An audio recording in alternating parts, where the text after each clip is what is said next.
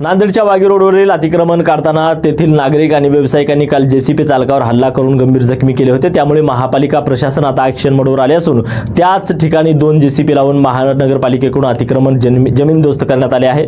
मिलगेट वागी रस्त्यावरील अतिक्रमण काढण्यात येत असताना येथील जमावाने पोलिसांसमक्ष हल्ला करून जेसीबी चालकाला गंभीर जखमी केले होते। या प्रकरणी वजीराबाद पोलीस ठाण्यामध्ये अनेक जणांवर गुन्हा नोंदविण्यात आला आहे। तर वाहतूक पोलीस यावेळी हल्लेखोरांना अटकाव करण्यासाठी गेले असता त्यांनाही धक्काबुक्की करण्यात आली होती। या प्रकाराची गंभीर दखल घेऊन महापालिका आयुक्त अजित पाल सिंग संधू यांच्या पथकाने वागी रस्त्यावरील अतिक्रमण 2 जेसीबी लावून जमीनदोस्त केले। या पुढे कोणाचीही दादागिरी खपवून घेणार नाही असा संदेश अतिक्रमण हटाव पथकाने दिल्याचे बोलले जात आहे। तर अतिक्रमण काढताना जमावावर पोलिसांनी सौम्य लाठीचार्ज केल्याचंही पाहायला मिळते।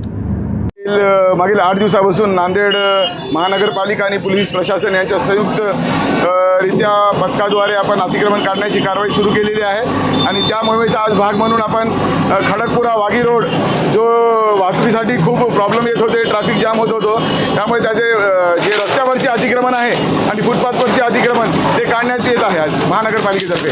आणि लोकांना आवाहन करतो की महापालिकेला आणि पोलीस प्रशासनाला सहकार्य करा, रस्त्यावर